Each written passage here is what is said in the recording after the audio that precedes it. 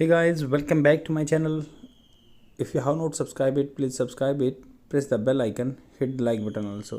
Friends, जैसे कि आपको पता है मैं डेली एक वीडियो लेके आता हूँ जिसमें हम द हिंदू न्यूज़पेपर का एक आर्टिकल डिस्कस करते हैं जो आपकी कम्पिटिटिव एग्जाम के लिए बहुत ही बेनिफिशियल है and definitely it will improve your way of speaking because I have implemented such type of strategy on myself and I got wonderful results and you guys also going to get such type of result if you would follow such type of video religiously और very आर्डुअसली, मतलब बहुत hard work से आप अगर ऐसे follow करोगे तो automatically आपको रिजल्ट मिलेगा।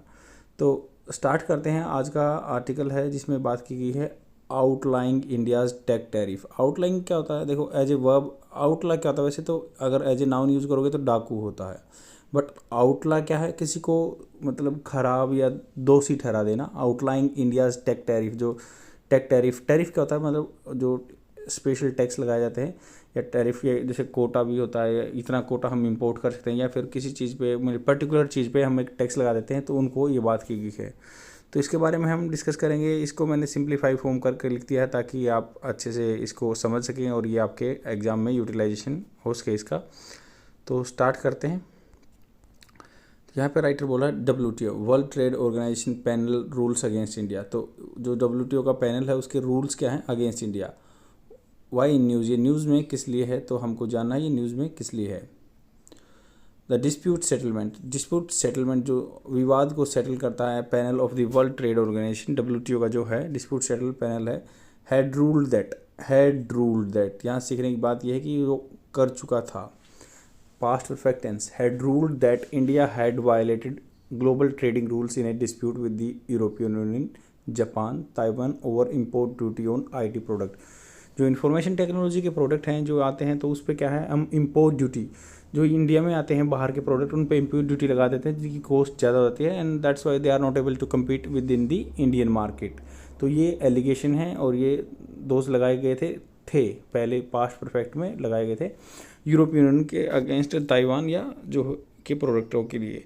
कंटेक्स्ट क्या, संदर्भ क्या है? वो WTO panel rules against India.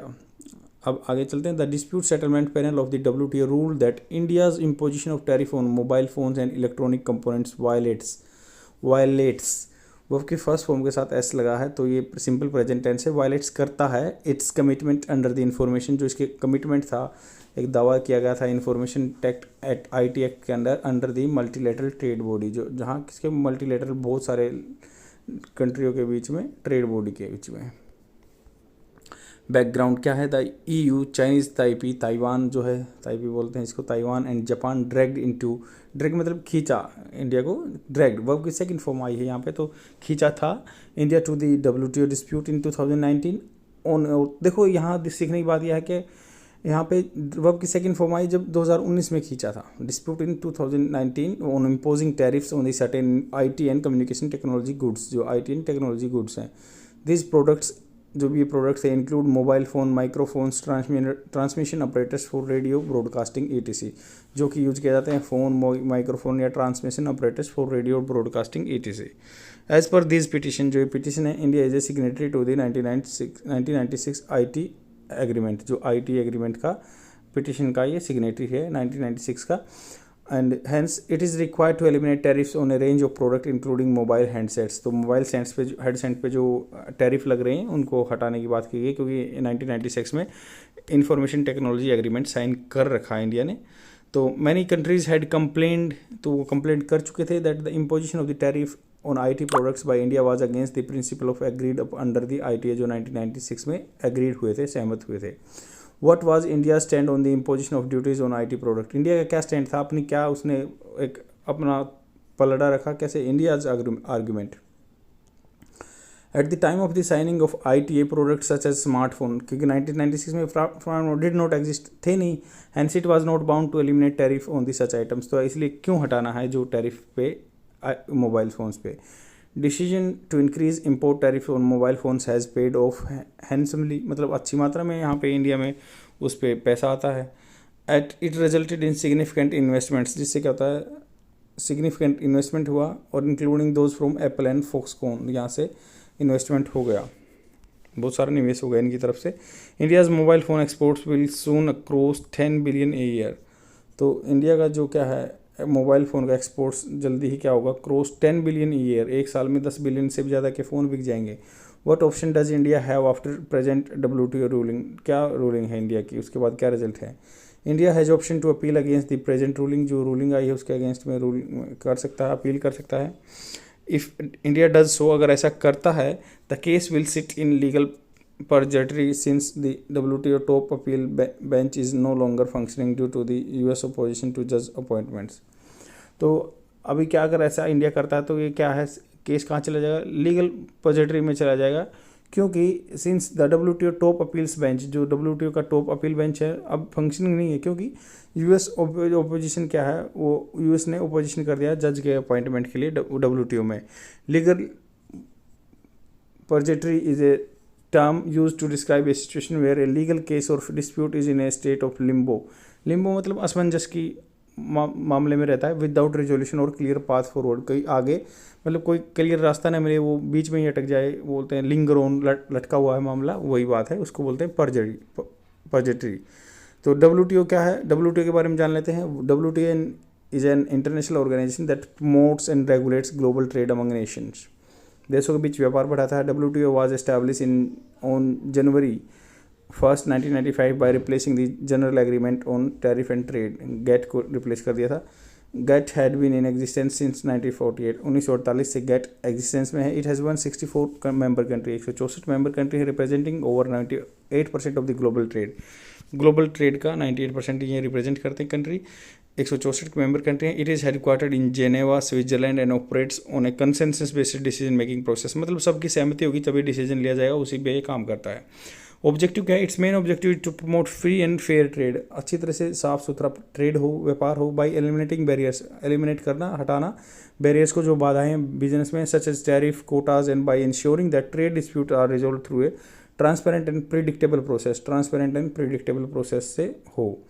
Function क्या है, the WTO is responsible for setting the rules of international trade, international trade के रूल बनाएगा, and negotiating and implementing trade agreements, negotiate करेगा, इंप्लीमेंट करेगा ट्रेड एग्रीमेंट्स को। Providing a forum for trade negotiation, यहाँ पे एक ये एज ए ऑर्गेनाइजेशन के रूप में, प्लेटफॉर्म के रूप में काम करेगा। ट्रेड नेगोशिएशन, यहाँ पे बिजनेस को लेकर नेगोशिएशन मोल भाव हो सकता है। मॉनिटरिंग नेशनल ट्रेड पॉलिसी, ये मॉनिटर भी करेगा, आई भी रखेगा अपनी जो नेशनल की ट्रेड पॉलिसी के ऊपर। WTO also works closely with the other international organisation such as World Bank and IMF and to promote global economic development and reduce poverty. तो WTO क्या काम करता है, closely with the international organisation such as World Bank and International Monetary Fund या IMF के साथ, to promote global economic development and reduce poverty. WTO के बारे में क्या बात है, WTO हाईएस्ट अथॉरिटी कौन कौन सी होती है, मिनिस्ट्रियल कॉन्फ्रेंस, जो मंत्रियों के लेवल की कॉन्फ्रेंस होती है, जहाँ पे वो top most is the ministerial conference which has to meet at least once every 2 year, 2 साल में एक बार मिलेंगे, मिनिस्ट्रियल कॉन्फ्रेंस होगी। The ministerial conference can take decision on all matters under any of the multilateral trade agreement, किसी भी decision पे ले सकते हैं डिसीजन। सेकेंड लेवल क्या होता है, जनरल काउंसिल इन 3 गाइजेस। तो जनरल काउंसिल 3 रूप में होती है। Day to day work in between ministerial conference, जो मिनिस्ट्रियल कॉन्फ्रेंस का डे टू डे वर्क है in is handled by the 3 bodies, 3 bodies के द्वारा हैंडल किया जाता है। एक तो होता है general council and dispute settlement body, and the third one is the trade policy review body. तो एक तो ट्रेड पॉलिसी करती है, एक डिस्प्यूट सेटलमेंट करती है, एक जनरल काउंसिल होती है। ये डे टू डे काम ऐसे होता है, नहीं तो बाकी जो मिनिस्ट्रियल कॉन्फ्रेंस है 2 साल में एक बार होते हैं। The general Council acts on the behalf of ministerial conference on all WTO affairs, उसके बिहाफ पे ही काम करेगी जनरल काउंसिल, जो मिनिस्ट्रियल कॉन्फ्रेंस में जो all WTO world trade organisation के अफेयर्स होते हैं, रूटीन होते हैं, काम होते हैं। It meets as the dispute settlement body, इसके मिलती है dispute settlement body and the trade policy review body to oversee procedures for setting dispute oversee देखने के लिए कि सेटलिंग डिस्प्यूट को between members and analysing member trade policy, और analyse भी करते हैं मेंबर की ट्रेड पॉलिसी। थर्ड लेवल क्या होता है, council for each broad area of trade and more. तो थर्ड लेवल क्या होता है, काउंसिल होती है, छोटी छोटी काउंसिल होती है, मान लो जिसमें मेंबर होते हैं for each broad area of trade, जो पर्टिकुलर मतलब इस पर्टिकुलर फील्ड में ट्रेड होगा या उसके लिए।